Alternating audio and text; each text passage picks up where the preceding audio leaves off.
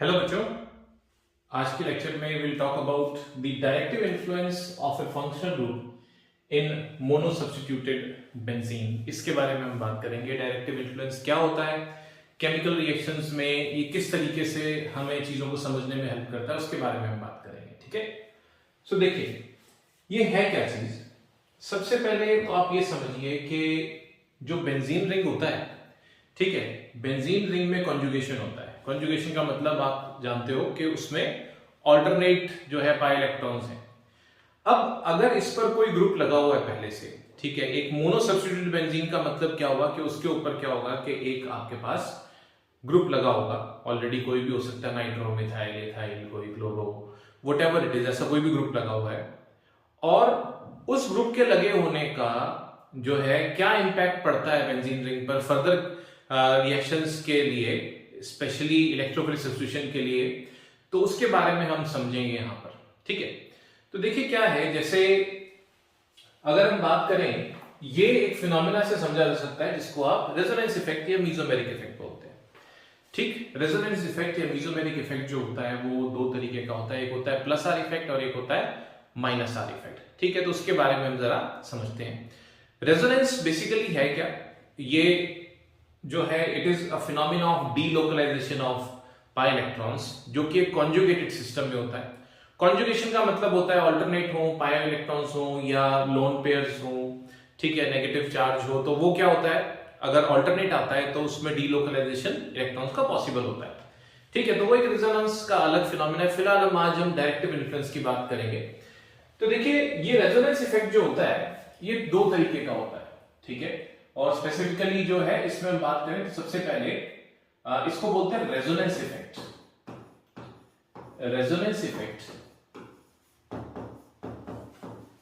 या mesomeric effect.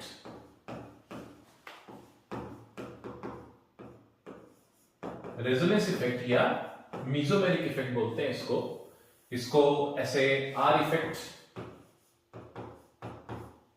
या M effect भी लिख सकते हैं। ठीक है, ये क्या होता है कि जब आपके पास कॉन्जुगेशन में कोई ग्रुप लगा हो तब हम ऐसा देखने को मिलता है हमारे पास। जैसे मान लीजिए, पहले बात करते हैं, ये दो तरीके का होता है। पहले हम बात करते हैं plus are effect, plus are effect या प्लस एम इफेक्ट। तो ये क्या होता है, ये इस तरह का इफेक्ट कौन शो करते हैं, shown by electron donating groups.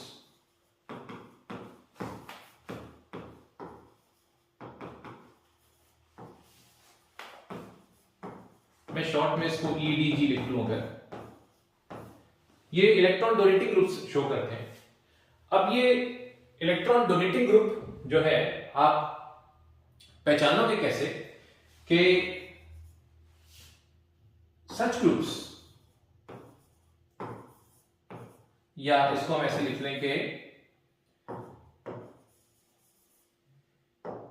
In such groups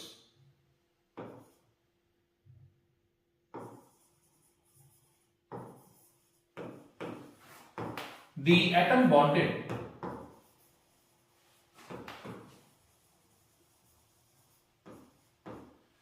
to the benzene ring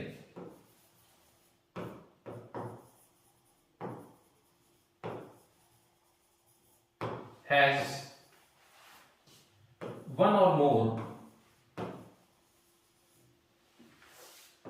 lone pair of electrons.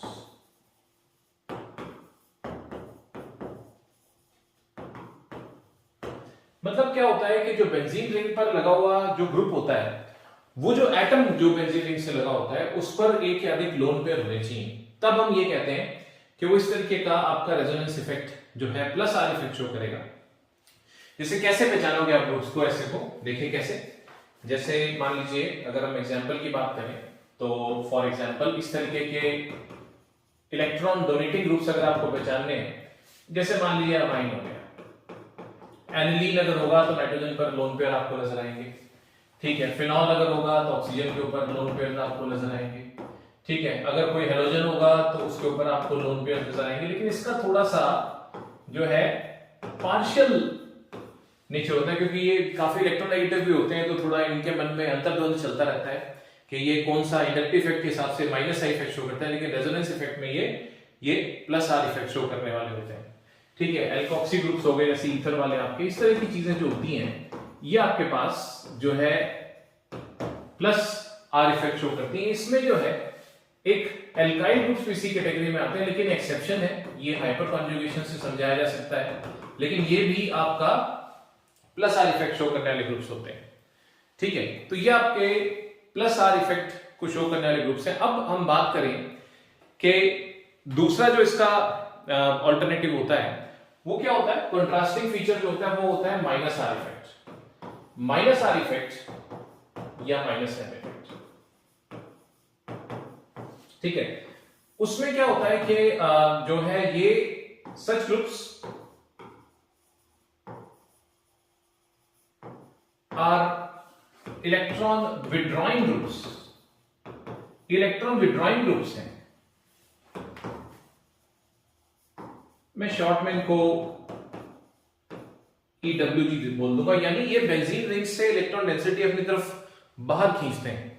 ठीक है, आप कैसे पहचानोगे ऐसे ग्रुप को? इसको पहचानने का तरीका क्या है कि in such groups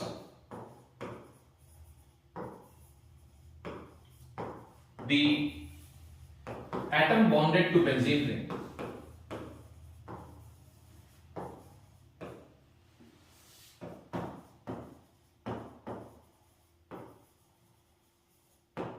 does not possess any lone pair of electrons,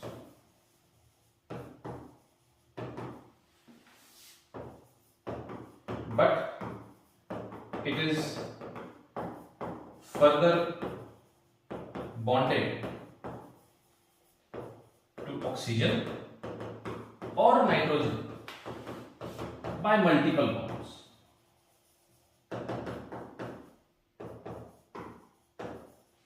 ये ऑक्सीजन और नाइट्रोजन से मल्टीपल बॉन्ड मतलब डबल या ट्रिपल बॉन्ड से जुड़ा होता है आगे, मतलब ये पर्टिकुलर एटम पे कोई लोन पेयर नहीं दिखेगा, लेकिन आगे ये जो है ऑक्सीजन और नाइट्रोजन से मल्टीपल बॉन्ड्स से जुड़ा होता है। तो ये कैसे ग्रुप्स क्या होते हैं कि आपका जो आप ये कहें कि माइनस आर या माइनस एम इफेक्ट शो करते हैं।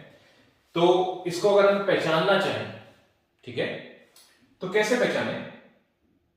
देखिए, अगर आप एग्जाम्पल की बात करेंगे, फॉर एग्जाम्पल ऐसे ग्रुप्स में जैसे मान लीजिए साइनाइड आ गया अब आपके पास। अब साइनाइड में क्या है कि कार्बन पे कोई लोन पेयर नहीं होता, लेकिन ये ट्रिपल बॉन्ड से नाइट्रोजन से जुड़ा, मतलब कोई हाईली इलेक्ट्रोनेगेटिव एटम होना चाहिए। हाईली में नॉर्मली जैसे अपन कहते हैं FON होता है, तो फ्लोरीन मल्टीपल बॉन्ड्स नहीं बनाता, तो इस कैटेगरी में फॉल नहीं करेगा। लेकिन उसके बाद जो है हम बात करें जो दूसरे दो आते हैं ऑक्सीजन और नाइट्रोजन, ये डबल और ट्रिपल बॉन्ड्स रिस्पेक्टिवली बना सकते हैं, तो ये उस कैटेगरी में फॉल करते हैं। जैसे मान लीजिए आपके पास कार्बोक्सिलिक एसिड हो गया, तो कार्बोक्सिलिक एसिड में जो है COOH होता है, तो यहां पर आपके पास इस तरीके से CO और OH, तो ये कार्बन पे कोई लोन पेयर नहीं बचता, लेकिन ये ऑक्सीजन से डबल बॉन्ड से जुड़ा हुआ है, तो ये माइनस आर इफेक्ट शो करेगा। एल्डिहाइड ग्रुप हो गया मान लीजिए CHO, तो वो भी इसी तरीके का बिहेवियर शो करेगा। ठीक है, इस तरह के जो ग्रुप्स होते हैं आपके, ये आपके माइनस आर इफेक्ट शो करते हैं। ये इलेक्ट्रॉन विड्रॉइंग ग्रुप्स होते हैं, बेंजीन रिंग के पास लगे होंगे तो ये इलेक्ट्रॉन डेंसिटी को अपनी तरफ खींचेंगे, बाहर खींचेंगे अपने से रिंग से बाहर। तो ये बेसिकली सबसे पहली बात होती है इसको आइडेंटिफाई करने का, जो है आपको कि इलेक्ट्रॉन डोनेटिंग और इलेक्ट्रॉन विड्रॉइंग ग्रुप्स आपको पहचानने आने चाहिए जब आप डायरेक्टिव इन्फ्लुएंस की बात करते हैं। अब हम इसका एक बार जरा पूरा प्रोसेस समझते हैं कि इसका इंपैक्ट क्या आता है। ठीक है, तो एक बार पहले हम प्लस आर और एक एग्जांपल हम माइनस आर से समझते हैं, फिर उसकी एप्लीकेशन समझेंगे। ठीक है, तो देखिए क्या है कि सबसे पहले हम जो है पूरा समझे, जैसे पहले प्लस आर इफेक्ट की बात कर लेते हैं। तो प्लस आर इफेक्ट हम लेते हैं, एग्जांपल लेते हैं मान लीजिए फिनॉल में। ठीक है, phenol plus are effect show करेगा क्योंकि जो ऑक्सीजन जुड़ा हुआ है बेंजीन रिंग से, उसके ऊपर आपको लोन पेयर्स नजर आ रहे हैं, तो ये प्लस आर इफेक्ट शो करेगा। तो ये किस तरीके से होगा ये आप समझिए। जैसे ये मैं बनाता हूं आपके लिए यहां पर फिनॉल। ठीक है, फिनॉल बनाते हैं अपन, चलिए तो एक बार व्हाइट सी ले लेते हैं इसको। ठीक है, तो ये फिनॉल हो गया आपके पास। ठीक है जी, अब समझने के पॉइंट ऑफ व्यू से कुछ मैं यहाँ पर थोड़ा इसको समझाऊंगा भी ये क्या हो रहा है। तो एक बार मैं यहाँ पर थोड़ा सा एक और भी फिनॉल का पूरा इलेबोरेटेड एक स्ट्रक्चर बना लेता हूं, ठीक है, ताकि अपने को समझने में ये काम आएगा। ये देखिए ये बनाया ना मैंने फिनॉल, ये समझने के लिए बनाऊंगा, ठीक है। और ये यहां पर आपको पता ही ये बॉन्ड्स होते हैं, ठीक है जी। तो अब क्या है कि सबसे पहली बात आपको ग्रुप को देखकर आइडेंटिफाई करना आना चाहिए कि ये किस तरह का बिहेवियर शो करेगा। मतलब ये जब ऑक्सीजन पर लोन पेयर्स हैं, इसका मतलब ये एक इलेक्ट्रॉन डोनेटिंग ग्रुप है, यानी ये इलेक्ट्रॉन डेंसिटी को, इसकी जब बात करेंगे तो इलेक्ट्रॉन डेंसिटी को रिंग की तरफ पुश करने वाला ग्रुप है, ठीक है, इलेक्ट्रॉन डोनेटिंग ग्रुप है। It is an electron donating group, ठीक है। तो ये पहचानना आपको आ गया। फिनॉल नहीं होता, एनिलीन होता, अगर मिथॉक्सीबेंजीन जो होता है, मतलब एनिसोल, फेनिटोल, ऐसी कोई भी चीज होती है, सभी यही काम करते हैं, ठीक है। तो इसके हम प्रोसेस समझते हैं, देखिए, ठीक है। तो अब देखिए क्या है कि जैसे सबसे पहला मूवमेंट क्या होगा, क्योंकि इलेक्ट्रॉन डोनेटिंग है, तो ये मूवमेंट सबसे पहला क्या होगा कि ये जो है इलेक्ट्रॉन डेंसिटी, ये इलेक्ट्रॉन्स को अपना रिंग की तरफ भेजेगा। तो हम ऐसा मूवमेंट दिखाते हैं। जो लोन पेयर है ये, यानी आप ये समझो, ये डेमोन्स्ट्रेशन के लिए ये यहां पर आ गया, ठीक है। ये इलेक्ट्रॉन पेयर रेजोनेंस में कभी भी सिग्मा बॉन्ड मूव नहीं करता, ठीक है। लोन पेयर से पाई इलेक्ट्रॉन्स मूव करते हैं। तो वो थोड़ा देखेगा, ये मैंने मूवमेंट दिखाया यहां पर, लोन पेयर्स यहां पर आ गए। तो ऐसा होने पर होगा क्या, अब थोड़ा सा हम समझें इसको। जैसे ये मैंने मूवमेंट दिखाया, तो इसको हम समझे, तो ये यहां पर जब मूव करेगा तो इसका इंपैक्ट क्या आएगा कि ये इलेक्ट्रॉन पेयर, ये वाला, ठीक है, ये इलेक्ट्रॉन पेयर, ये वाला इलेक्ट्रॉन पेयर यहां पर बॉन्ड बना लेगा, और इस ऑक्सीजन को कुल मिला के इस प्रोसेस में एक इलेक्ट्रॉन का नुकसान हुआ। ध्यान से समझिएगा, दो इलेक्ट्रॉन्स यहां पर गए और यहां पर इसने बॉन्ड बनाया, लेकिन ऑक्सीजन को तो एक ही इलेक्ट्रॉन का लॉस हुआ ना, एक तो इसके पास अभी भी है, ठीक है। तो ऑक्सीजन पर चार्ज क्या आ जाएगा, +1, एग्रीड। और इसका दूसरा इंपैक्ट क्या आएगा कि कार्बन, आपको पता है टेट्रावैलेंट है, कार्बन 4 से ज्यादा बॉन्ड बना नहीं सकते। तो यहां पर आप क्या देखोगे कि इस कार्बन को दिक्कत हो जाएगी, इस वाले कार्बन को। क्यों दिक्कत हो जाएगी, क्योंकि यहां पर जो है ये कार्बन जो है 1 2 3 4 5 बॉन्ड्स बना नहीं सकता। तो इस चीज को बैलेंस करने के लिए, इस चीज को बैलेंस करने के लिए साथ के साथ ये वाला पाई बॉन्ड जो है ना, ये इस कार्बन पे मूव करेगा, यानी कि ये वाला पाई बॉन्ड जो है ये लोन पेयर के तौर पे, यानी दोनों इलेक्ट्रॉन जो है पाई बॉन्ड के, इस कार्बन पे शिफ्ट करेंगे। इससे इंपैक्ट क्या आएगा, तो देखना बात, इससे इंपैक्ट ये आएगा कि जैसे ये इलेक्ट्रॉन्स यहां से शिफ्ट होकर यहां पर चलेंगे, इस कार्बन के ऊपर चलेंगे, ठीक है। तो आप समझिए कि ये इलेक्ट्रॉन आ गए 2 इसके पास, एक्स्ट्रा कितने इलेक्ट्रॉन्स आए, तो ध्यान से समझना। ये पाई बॉन्ड जो था, तो ये वाला कार्बन जो ऑर्थो पोजीशन वाला है, इसके पास ऑलरेडी एक इलेक्ट्रॉन तो इसका था ही पाई बॉन्ड का, एक एक्स्ट्रा आया तो इसके ऊपर चार्ज क्या आ जाएगा, -1, ठीक है। और ये क्यों हुआ, क्योंकि यहां पर कॉन्जुगेशन था, देखो, लोन पेयर, फिर सिंगल बॉन्ड, फिर पाई बॉन्ड। तो जो ग्रुप कॉन्जुगेशन में होता है वही ऐसा रेजोनेंस इफेक्ट शो कर सकता है, ठीक है। तो अब क्या होगा कि अब आप देखो आगे, ये लोन पेयर्स जो है, या ये कह लो नेगेटिव चार्ज वाले जो इलेक्ट्रॉन पेयर्स हैं, ये जो है यहां पर आगे अभी पाई बॉन्ड के साथ कॉन्जुगेशन में है, ये लोन पेयर्स, फिर सिंगल बॉन्ड, फिर आपके पास पाई बॉन्ड। तो यहां पर समझिए जो सबसे पहला स्ट्रक्चर बनेगा, यानी इसका रेजोनेटिंग स्ट्रक्चर जो बनाएंगे, कैनोनिकल या कंट्रीब्यूटिंग स्ट्रक्चर अगला जो हम बनाएंगे, उसकी शक्ल कैसी होगी कि यहां पर आपके पास इस तरीके से यहां डबल बॉन्ड आ गया, इस ऑक्सीजन पर एक लोन पेयर रह गया, इस पर एक पॉजिटिव चार्ज आ गया, और यहां पर आपके पास नेगेटिव चार्ज आ गया, और इस तरीके से आपके पास ये अगला कंट्रीब्यूटिंग स्ट्रक्चर बन गया, ठीक है। तो कई बार क्या होता है, पल्ले ही नहीं बढ़ता है हो क्या रहा है। तो थोड़ा सा आप इसको समझेंगे तो बहुत जगह पर इन चीजों की एप्लीकेशंस आती है ऑर्गेनिक में, तो काफी कंफर्टेबल हो जाएगा आपके लिए। अब देखो ये आगे कंजुगेशन मूव करेगा जब जैसे, तो इसमें क्या है कि अगला मूवमेंट क्या आएगा कि ये वाला आपका पाए जो इलेक्ट्रॉन पेयर्स हैं, ये अगले कार्बन एटम्स के बीच में ये मूव करेंगे, यहां पर ये शिफ्ट करेंगे, पाई बॉन्ड बनाएंगे। अब आप समझो ये पाई बॉन्ड अगर बनता है, ठीक है, फिर से अपन समझने के उस पर आते हैं। यहां पर देखिए ये इलेक्ट्रॉन पेयर्स इसके बीच में आता है, यहां पर ये बॉन्ड बना लेता है, कोई बात नहीं, बहुत अच्छी बात है। इस बॉन्ड के बनाने से इस कार्बन के पास जो एक्स्ट्रा एक इलेक्ट्रॉन था वो इधर आ गया, तो इसका तो नेगेटिव चार्ज खत्म हो गया। लेकिन फर्क क्या हो गया कि ये वाला कार्बन परेशान हो गया, क्योंकि अब इसके बॉन्ड कितने हो गए, 1 2 3 4 5, ठीक है। तो ये 5 बॉन्ड्स बना नहीं सकता, 5 बॉन्ड्स बना नहीं सकता, तो इसीलिए क्या है कि साथ के साथ शिफ्टिंग क्या होती है कि ये वाला जो पाई इलेक्ट्रॉन है ये अगले कार्बन पर लोन पेयर के तौर पर शिफ्ट होता है। तो यानी आप साइमल्टेनियस मूवमेंट देखोगे कि ये वाला जो पाई इलेक्ट्रॉन है नेक्स्ट कार्बन पे जो है शिफ्ट हो जाता है। तो इससे अगला स्ट्रक्चर हमारे पास जो बनेगा वो क्या होगा, देखिए ऊपर तो कोई चेंज हुआ नहीं, ऊपर तो एज इट इज ही है। फिनॉल जो था यहां पर ये O, यहां पर ऑक्सीजन पर एक लोन पेयर है, इस पर पॉजिटिव चार्ज है।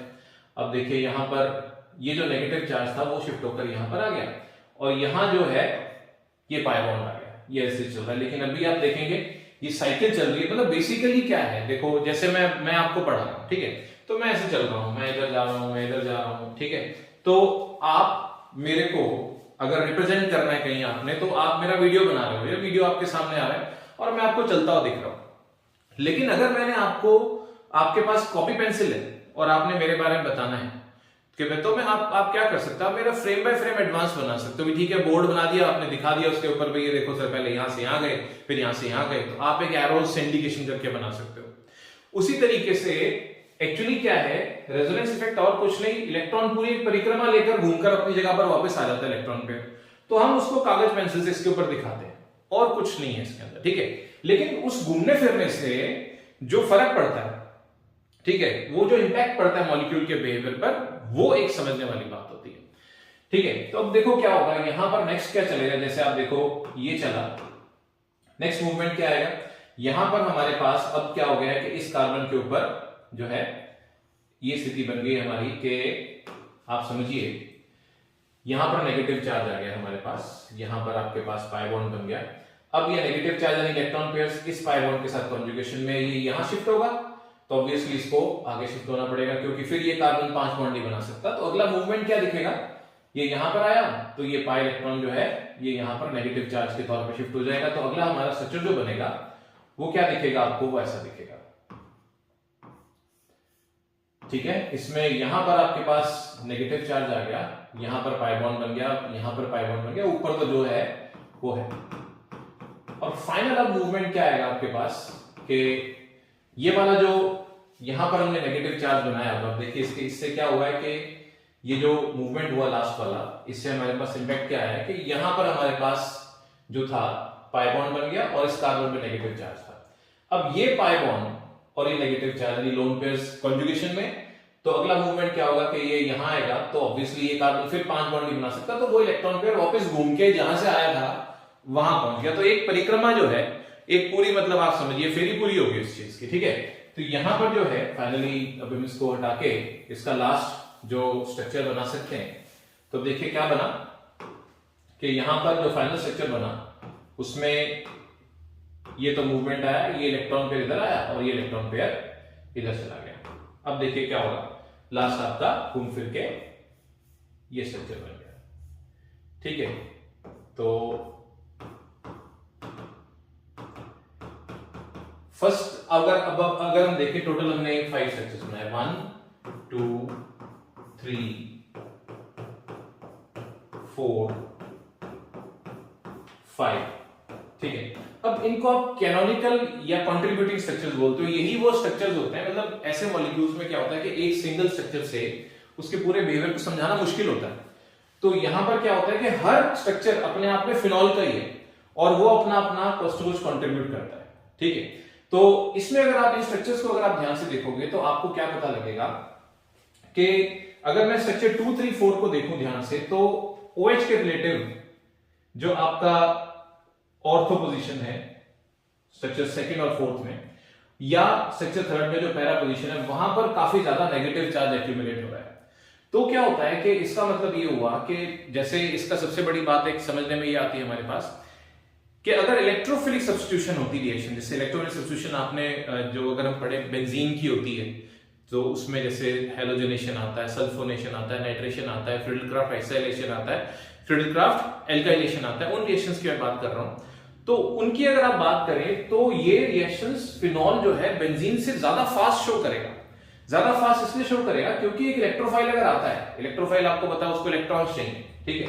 तो मैं अगर इलेक्ट्रोफाइल को बनाता हूं यहाँ पर, सपोज करो एक बढ़िया सा इलेक्ट्रोफाइल आया, ठीक है, ये इलेक्ट्रोफाइल अगर अपने पास आया, इसको आप तितली मान लो, ठीक है, मेरी जो ड्राइंग है उस हिसाब से इलेक्ट्रोफाइल आया।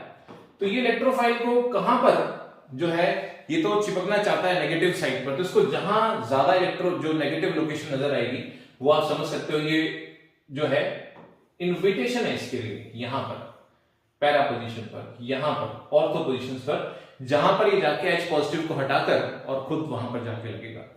तो ऐसे ग्रुप्स जब लगे होते हैं रिंग के ऊपर तो उसको ना हम रिंग एक्टिवेटिंग ग्रुप्स बोलते हैं। रिंग एक्टिवेटिंग का मतलब होता है कि ये जो है और फास्ट कराते हैं, इलेक्ट्रोफिलिक सब्स्टिट्यूशन जो होता है उसको बेंजीन के मुकाबले फास्टर पेस पर कराते हैं, चाहे फिनॉल हो गया, एनिलीन हो गया, they are very easily they undergo electrophilic substitution as compare to benzene, ठीक है।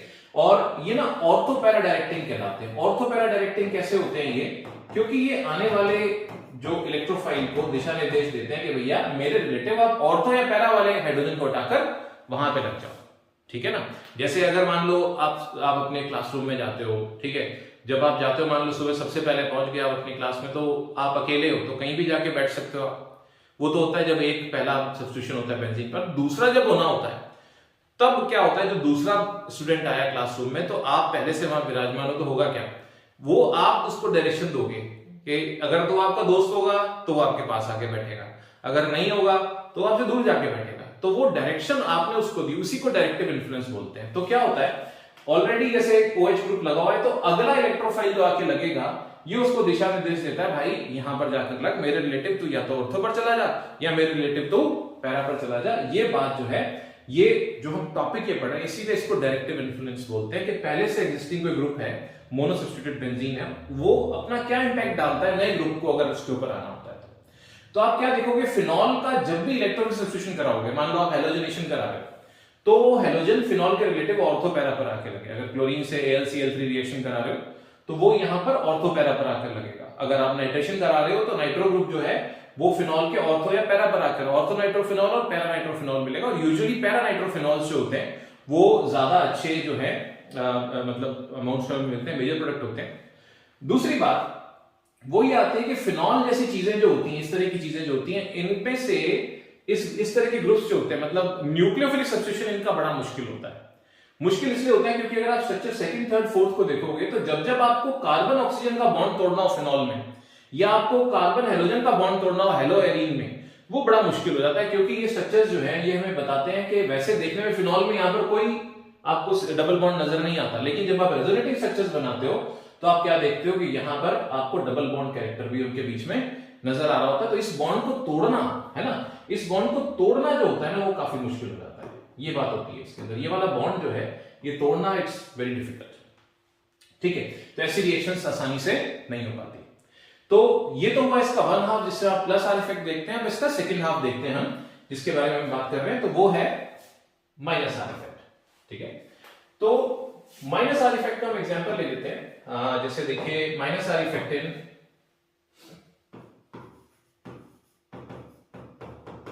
मान लीजिए बेंजल्डिहाइड ले लेते हैं।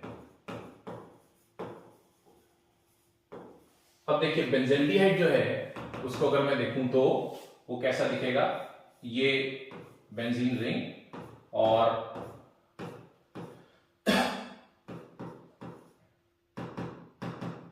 ये CH, ठीक है। अब आप देखिए कॉन्जुगेशन, सारा खेल कॉन्जुगेशन होने का है। कॉन्जुगेशन कहां पर है, आप देखो ये लोन पेयर्स, ठीक है, पाई बॉन्ड है, पाई बॉन्ड पे सिंगल बॉन्ड फिर पाई बॉन्ड। कार्बन पे कोई लोन पेयर नहीं है लेकिन ये मल्टीपल बॉन्ड, यानी ऐसा डबल या ट्रिपल बॉन्ड जिसमें पाई इलेक्ट्रॉन होता है, ये आगे ऑक्सीजन या नाइट्रोजन से जुड़ा होगा। हाईली इलेक्ट्रोनेगेटिव का मतलब ये होता है, क्योंकि आपको मैंने क्या बताया ग्रुप्स कैसे हैं, ये वाला ग्रुप कैसा होगा, ये इलेक्ट्रॉन विड्रॉइंग ग्रुप है, इलेक्ट्रॉन डेंसिटी अपनी तरफ खींचेगा। तो खींचने वाला ग्रुप जो होता है वो आपको उसमें उसकी इलेक्ट्रोनेगेटिविटी होनी चाहिए। तो ये आपका यहां पर highly electronegative with capacity to form multiple bond में ऑक्सीजन और नाइट्रोजन इस कैटेगरी में फॉल करते हैं, ठीक है। तो अब देखिए क्या आता है इसमें, जैसे इसके लिए भी मैं आपको डेमोन्स्ट्रेशन के लिए यहां पर साइड में इसके जो पूरी परिक्रमा ही देखनी होती है हमने, तो मैं आपको अगर दिखाऊं एक बार, थोड़ा अब हम थोड़ा शॉर्टकट ले सकते हैं, आप चीजें समझने लग गए होंगे। तो यहां पर मान लीजिए बेंजीन रिंग में मैं आपको दिखाना चाहता हूं मूवमेंट से किस तरह का इंपैक्ट आएगा। सबसे पहले ये जैसे इलेक्ट्रॉन विड्रॉइंग ग्रुप है, ठीक है, इलेक्ट्रॉन विड्रॉइंग है तो ये इलेक्ट्रॉन डेंसिटी अपनी तरफ खींचेगा, तो ये इलेक्ट्रॉन ऑक्सीजन पे जाएंगे। ये ऑक्सीजन पे जाएंगे तो क्या होगा, कार्बन की वैलेंसी जो पूरी हो रही थी 4 वो 3 रह जाएगी। उसको कंपेंसेट करने के लिए वो इंपैक्ट जो है रिंग पे जाएगा और रिंग का पाई इलेक्ट्रॉन, क्योंकि कॉन्जुगेशन है, ऑल्टरनेट है आपके पास पाई बॉन्ड्स अवेलेबल, वो रिंग से बाहर निकल जाएगा, ठीक है ना। तो रिंग से बाहर निकलेगा तो जैसे देखिए यहां पर जो है इंपैक्ट दिखाया कि ये रिंग से बाहर ऐसे ये प्रोसेस ही पहला स्टेप है। यही मेन अंतर है। इलेक्ट्रॉन डोनेटिंग में पहले स्टेप में क्या था, बाहर वाले ग्रुप के इलेक्ट्रॉन्स रिंग में जा रहे थे, यहां पर रिंग के इलेक्ट्रॉन्स बाहर आ रहे हैं, ठीक है। तो जब ये बाहर आएंगे तो अब आप देखो क्या होगा, यहां पर इलेक्ट्रॉन विड्रॉइंग ग्रुप्स जो है तो इलेक्ट्रॉन डेंसिटी को अपनी तरफ खींचेगा, तो आप क्या देखोगे यहां पर अगला स्ट्रक्चर कैसा दिखेगा, ठीक है। अगला स्ट्रक्चर हमें बनाना है तो देखिए यहां पर ये पाई इलेक्ट्रॉन हट गया, ये पाई इलेक्ट्रॉन हटके कहां पर आ गया, ये पाई इलेक्ट्रॉन यहां पर आ गया, और इधर से भी ये पाई इलेक्ट्रॉन हट गया, ठीक है, और ये पाई इलेक्ट्रॉन यहां पर आ गया, ये जो है 2 इलेक्ट्रॉन्स यहां पर आ गए। अब 2 इलेक्ट्रॉन्स में से एक तो इन 2 में से एक तो कार्बन का ऑलरेडी था, एक ऑक्सीजन का ऑलरेडी था। कार्बन वाला एक इलेक्ट्रॉन ऑक्सीजन पे फालतू गया है, दिखेंगे तो 2 इलेक्ट्रॉन वहां जाते हैं, लेकिन एक तो ऑक्सीजन का ही था, तो इसलिए यहां पर क्या होगा, सिर्फ -1 चार्ज आएगा, ठीक है। दूसरी तरफ इस कार्बन की अगर बात करें, इस पर एक तो हाइड्रोजन होता ही है, तो यहां पर जो है इस कार्बन के ऊपर क्या आ जाएगा, बेचारे पे पॉजिटिव चार्ज आ जाएगा। तो ये जो है अगला हमारा स्ट्रक्चर ऐसा दिखेगा कि यहां पर पॉजिटिव चार्ज आ गया, यहां CHO है हमारे पास, ऑक्सीजन पर जो है अब आपके पास सिंगल बॉन्ड और ऑक्सीजन के ऊपर 3 इलेक्ट्रॉन पेयर्स नेगेटिव चार्ज, ठीक है। अब आप देखो कॉन्जुगेशन आगे कंटिन्यू कर रही है रिंग में, पॉजिटिव चार्ज अल्टरनेट्स अ पाई बॉन्ड, तो अगला मूवमेंट इस तरीके से, अब ये मेरे ख्याल में आप समझने लगे होंगे अगला मूवमेंट क्या होगा, यहां पर ये पाई इलेक्ट्रॉन इस तरफ जाएगा तो उस कार्बन की हेल्प करने के लिए मूव करेगा, तो अगला स्ट्रक्चर हमारा क्या बनेगा, अगले स्ट्रक्चर में हमारे पास ये जो है CHO इसी तरीके से रहेगा, इसमें तो कोई चेंज आएगा नहीं, ठीक है, और यहां पर आपके पास पाई बॉन्ड बन जाएगा, तो इस कार्बन में पॉजिटिव चार्ज आएगा। अगला मूवमेंट इस तरीके से आएगा, ठीक है, ये मूवमेंट आया तो अगला कंपाउंड क्या बनेगा, अगला जो रेजोनेटिंग स्ट्रक्चर क्या बनेगा, यहां पर पॉजिटिव चार्ज आ जाएगा, ठीक है ना, क्योंकि इस वाले कार्बन को तो फर्क पड़ा नहीं, पहले इधर से पाई बॉन्ड बना रहा था, इधर से पाई बॉन्ड बना रहा है, तो इस पर्टिकुलर कार्बन को जो है मेटा वाली पोजीशन पर कुछ नहीं होता, आगे ऑर्थो पर पॉजिटिव चार्ज आता है, इस तरीके से, ठीक है। बाकी ये CHO पर अपना ऑलरेडी जैसा चल रहा है वैसा एज इट इज है। और फाइनली जो लास्ट क्या होता है, परिक्रमा एक हमने दिखानी है, पूरा जो घूम चक्कर करके आ रहा है इलेक्ट्रॉन, तो लास्ट फाइनली आता है यहां पर, तो अगला स्ट्रक्चर क्या दिखेगा हमें, वो ये दिखेगा कि आपके पास जो है वापस इलेक्ट्रॉन पेयर जो है वो इधर आ गया, और जो है इसमें जो इलेक्ट्रॉन क्लाउड है जो हमारे पास था वो वापस घूमकर इधर ही आ जाएगा इसी कार्बन के पास। तो फाइनली हमारे पास स्ट्रक्चर क्या बनेगा, ये स्ट्रक्चर ये बनेगा कि इसमें जो है इधर से आपके पास ये कंपेंसेट हो जाएगा इस तरीके से, वापस CH डबल बॉन्ड O आपके पास बन जाएगा इस तरीके से, ठीक है ना। तो इस पूरी प्रक्रिया में जो है हमारे पास होगा क्या कि जो आपके पास, जैसे अगर आप देखेंगे ये स्ट्रक्चर्स को, अगर हम देखें 1 2 3 4 5,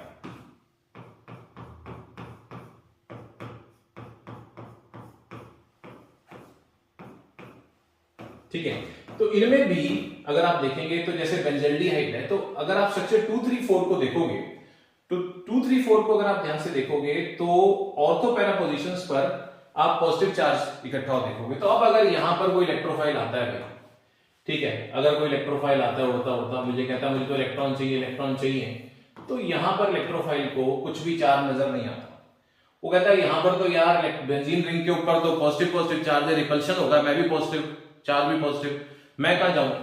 तो बेसिकली क्या होता है, रिंग का मन खत्म हो जाता है, वो इलेक्ट्रोफाइल को अट्रैक्ट नहीं करता, तो ये डीएक्टिवेटिंग ग्रुप्स कहलाते हैं, रिंग डीएक्टिवेटिंग ग्रुप्स। यानी इलेक्ट्रोफिलिक सब्स्टिट्यूशन के लिए अगर बेंजीन से कंपेयर करोगे तो बेंजीन से बेंजल्डिहाइड स्लो रिएक्ट करता है, रिंग डीएक्टिवेटिंग ग्रुप्स होते हैं। और अगर आप जबरदस्ती करो, अगर आप फोर्सफुली करोगे, नहीं यार करवाना ही है हमें, तो वो कहता ठीक है भाई, अगर आप रिलेटिवली देखो तो मेटा पोजीशंस पर कोई ऐसा मतलब अगर रिपल्शन नहीं है तो कोई अट्रैक्शन भी नहीं है, तो अगर आप हार्श कंडीशंस में कराओगे, पहली बात ऐसे कंपाउंड जल्दी से इलेक्ट्रोफिलिक सब्स्टिट्यूशन शो नहीं करते, लेकिन अगर आप हार्श कंडीशंस में करवाओगे तो ड्रास्टिक कंडीशंस में होगा भी तो मेटा पोजीशन पर होगा। यानी अगर आप बेंजल्डिहाइड या बेंजीन नाइट्राइल या आप इस तरह के जो बेंजोइक एसिड, इनका अगर आप इलेक्ट्रोफिलिक सब्स्टिट्यूशन कराते हो, मान लो आप हेलोजनेशन करा रहे हो, तो हेलोजन जो है इनके रिलेटिव मेटा पोजीशन पर आकर लगता है, इसीलिए इनको क्या बोलते हैं, मेटा डायरेक्टिंग ग्रुप्स बोलते हैं, इस तरीके से। ठीक है, तो ये हमारा आज का मोटिव था। आई होप जो है this lecture has been helpful to you. ये बहुत सारी एप्लीकेशंस में आपको जो है हेल्प करेगा। ठीक है, इसकी एप्लीकेशंस को हम नेक्स्ट वीडियो में समझेंगे। ओके।